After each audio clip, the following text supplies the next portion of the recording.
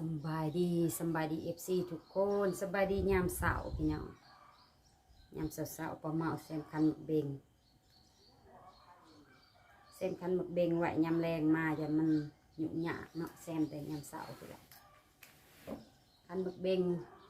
แม่ปลาเมาหยิบไว้ให้งามบ่พี่น้องงามเนาะเป็นผลิต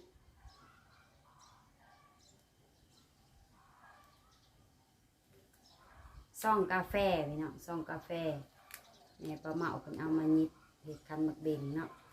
ถือน้ำได้บ่เป็นหยังหลายปีแล้วสิเอาเขาไปไว้ห้องพักอยู่ในเรือนเนาะมื้อนี้เนาะติดตามชมเบิ่งเนาะพี่น้องว่าสิไปทางใดแหน่มีหยังให้เบิ่งให้ชมแหน่ยามเช้าก็ขอทักทายสบายดีผู้อยู่ต่างประเทศหรือว่าภายในประเทศลาวเฮาสวัสดีเด้อพี่น้องทางฝั่งไทยขอขอบอกขอบใจ FC ผู้ที่เข้ามาเบิ่งมาชมเนาะผู้ใหม่เนาะแล้วก็ขอขอบพระคุณหลายๆเนาะ FC ที่ติดตามตลอดมาแล้วก็มีท่านผู้ใหญ่ที่ว่าเบิ่งแย่งตลอดมาบ่เคยถิ่มเคยปะเนาะแต่ละคิดแต่ละเฮือนละซ่านเพิ่นก็เบิ่งแย่งมาตลอดเลาะฝั่งว่าซั่นซะเนาะที่ว่าบ่นักก็คือให้ความอยู่ความกินเนาะให้ตลอดมาน้ำมกน้ำใจเพิ่นบ่เคยถิ่มเคยปาเนาะมื้อนี้เป็นมื้อวันพระก็ขอให้บุญรักษาเบิดสุขผู้สุขคนทั้งทานผู้ใหญ่ก็ขอให้บุญรักษาคุณงามความดีของเฮาสิบ่ไปไสเนาะถึงว่าสิบ่มีใครเห็นแต่ว่าเฮาผู้เฮ็ดเฮาเห็นเนาะเฮาเฮ็ดเองเฮ็ดด้วยจิตเฮ็ดด้วยใจเฮ็ดด้วยเหือด้วยแห้งเงินคำกำแก้วก็หามาด้วยเหือด้วยแห้งเนาะที่เฮาเอามาทำบุญทำทานซอยเหลือแต่ละผู้ละคนละเฮือนละซ่านก็เฮาเป็นคนหูเองเนาะป้าเมาเป็นสะพานบุญป้าเมาเฮ็ดป้าเมาก็หูได้เงินมาจากไสผู้ใหญ่คนใดให้ป้าเมามาป้าเมาก็เป็นคนหูเนาะเอาไปซอยไผ่ป้าเมาก็เป็นคนหูเพราะว่าป้าเมาเป็นสะพานบุญ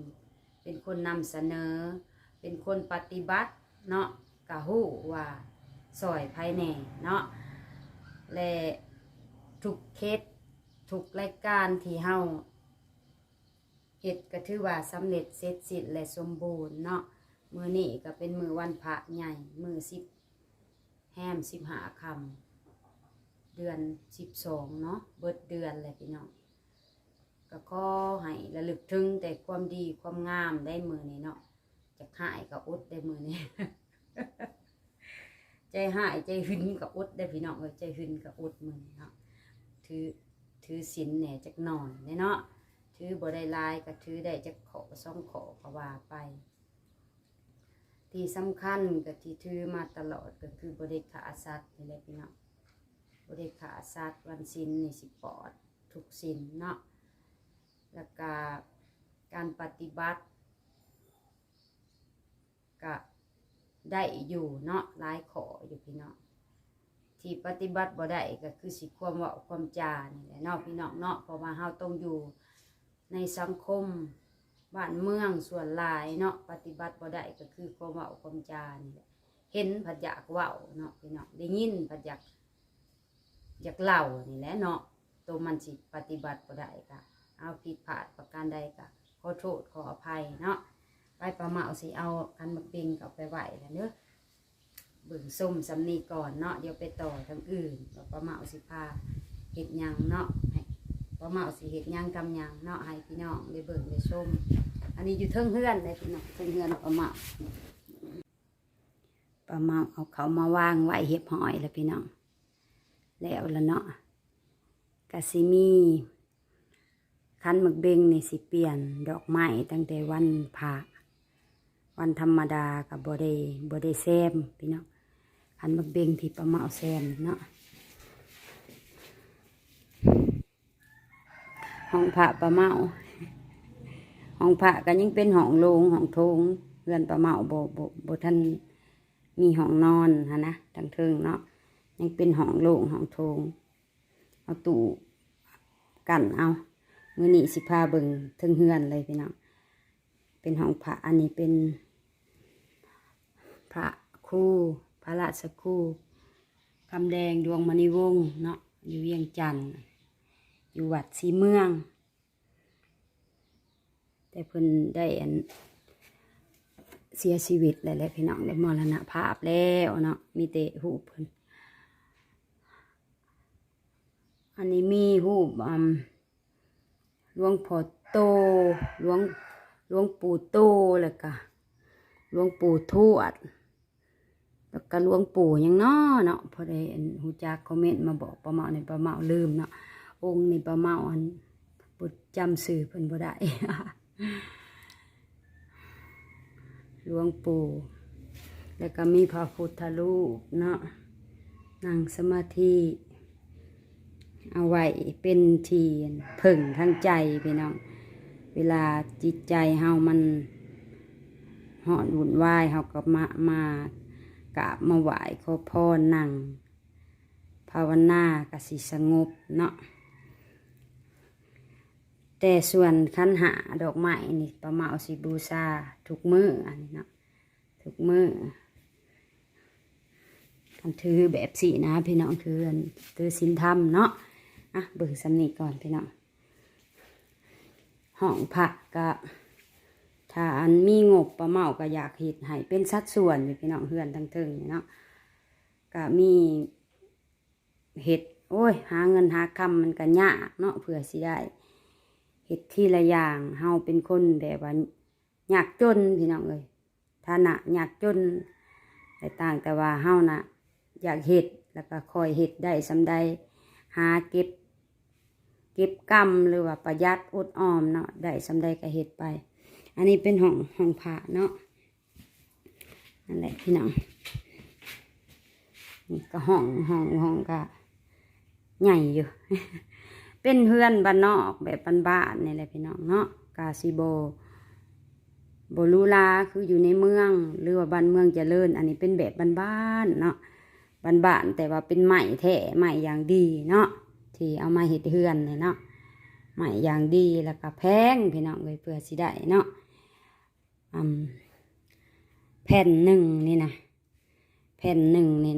ตกอยู่200 บาทเด้แผ่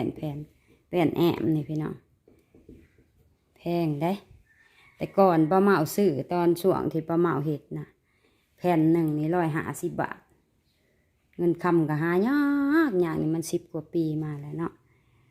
มันยังบ่เป็นห้องมันเป็นเฮือนห้องโถงได้สำนี้ก็โอ้ยภูมิใจแล้วเนาะพี่น้องป้าเมาเอาตู้กันไว้อันนี้หุบเป็นหุบน้องทรายเนาะผู้อันที่เสียชีวิตนั่นแหละเนาะเป็นนายทหารป้าเมาเห็ดกรอบแตกก็เลยเอามาซ่อนไว้อยู่ในตู้อันเสื้อเนาะเก็บเสื้อบ้านนอกเฮาสินิยมเก็บเสื้อที่นอนผ้าห่มไว้เวลาแบบว่าประเพณีลาวเฮามันพี่น้องหลายเด้พี่น้องหลายหมู่คู่หลายเวลามายามแล้วก็เอาปูให้กันนอนมีผ้าห่มมีหมอนมีเสื้อนะอันนี้เนาะก็เป็น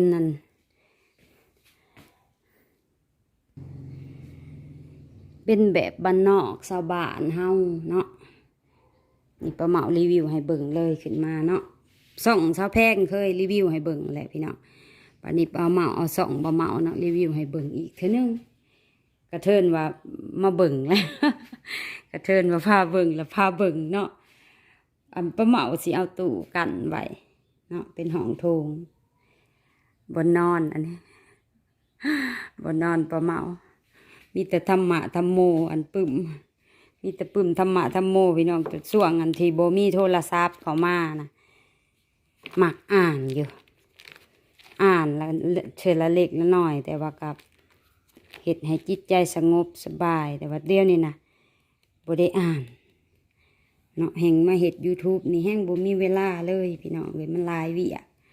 อันเป็นที่นอนป้าเมาเนาะแบบบ้านๆพี่น้องก็ใส่พัดลมเป่าเนาะบัดนี้ป้าเมาสิเกี่ยวมาทั้งพี่พาเบิ่งเนาะทั้งในเมืองเพิ่นก็บ่เว้าถึงแล้วเนาะเพิ่นก็ลูลาเนาะพี่น้องลูลาแต่ว่าบ้านเฮามันก็บ่รู้ได้สำนี้ก็ภูมิใจแหละเนาะพี่น้องเนาะมันครึ่งชีวิตเลยเพื่อสิหาได้สำนี้หั้นนะป้าเพื่อสิบืนเอาแต่ละอันนี่บ่แม่นของข่อยได้อันนี้พี่สั่งป้าเมาคือ6พัชิวาอันนี้เป็นเตียงนอนเนาะที่บ่ทันประกอบเป็นเตียงนอนที่บ่ทันประกอบป้าเมาซื้อไว้ตั้งได้ปีกว่าแล้วเนาะซื้อไว้นะได้เป็นโอ้ยแต่ปีก่อนนี่ปี2021ป้าเมาซื้อเตียงนี่เนาะซื้อปี2021ซื้อไว้อันปัดอันพี่น้องมายามเนาะเป็นอ้ายเป็นพี่นางมายามแต่มันบ่มีเตียงนอนป้าเมาก็เลยซื้อเมียนเนาะซื้อไว้แต่ว่ามันก็ติดอยู่อย่างเดียวมันเป็นห้องโถงพี่น้องมันบ่ทันกันห้องผู้แหละเนาะคันป้าเมาคิดไว้เนาะคันที่อยู่ดีมีแห้งคันที่หาเงินหาคำได้ต่อไปอีกก็จังสิแอมเนาะจังสิแอมกันห้องเนาะเดี๋ยวนี้ยังบ่มียังเฮ็ดบ่ได้พี่น้องเดี๋ยวนี้ต้องอาศัยงบอาศัยมีเงินจังเฮ็ดได้หั่นนะยังเฮ็ดบ่ได้เพราะว่าป้าเมามีแผนอยากหื้อหลังคาเนาะป้าเมาสิหื้อหลังคาเพราะมันหัวตั้งแต่เฮ็ดมามันหัวตลอดเลยป้าเมายันไม้เปื่อยนี่มันหัวตลอดเลยสิหื้อให้เคยเถาเห็ดใหม่นี่มันเป็นทางลินเป็นทรายคาตกลงมาใส่กันเลยน้ำมันหยาดเข้ามามันไหม้มันกระด่างเนาะด่างเลยคันลายปีไปแล้วมันสีดอกเนาะมันพอเป็นไหม้อมน้ำมันก็สีดอกต้องใส่ทอ PVC ลงมาเนาะเดี๋ยวสิให้เคยเถาแกะให้อีหยังเนาะอันน่ะยังงอไปข้างอยู่ในหูนะไผแก่งยังเข้าไปเนาะในหูทอนะคืออัดจะเลยว่าเป็นตะยานหลายยังเนาะก็คือเป็นขิงอยู่ไปนี่แหละเนาะป้าเมาสิแก่ตัวนี้ก่อนพัดตั้งแต่เห็ดขึ้นมานะหัวพ้นสาดบดีเลยพี่น้องพ้นสาดทั้งนี้แล้วก็สาดทั้งอันแป้นเข้าไปเนาะป้าเมาก็เลยสิแก่ใหม่สิแก่อันลังค่าใหม่ตัวนี้แหละเนาะแก่ตัวนี้ก่อนเพราะว่าเฮือนนะมันเป็นห้องโถงกับเฮานอนผู้เดียวเนาะมันบ่ได้เป็นอีหยังป้าเมาก็เลยว่าก็อยากได้เนาะว่าถึงความอยากได้ว่าถึงความพัฒนาก็อยากพัฒนาเนาะในครอบครัวเฮือนซานถึงสิอยู่คนเดียวแต่เฮาก็อยากให้อัน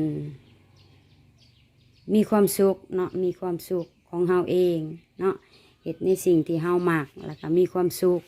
แล้วก็สิ่งที่ถูกต้องเนาะถูกต้องแล้วมันบ่ได้ไปเบียดเบียนภายนอกเฮาเฮ็ดอยู่เฮือนเฮานะพี่น้อง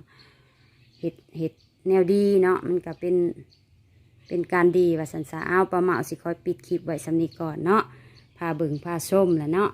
ฝากกดติดตามกดไลค์กดแชร์ให้ส่งป้าเมาในเด้อเนาะขอให้ทุกคนโชคดีมีความสุขพอกันคลิปหนาเนาะสบายดี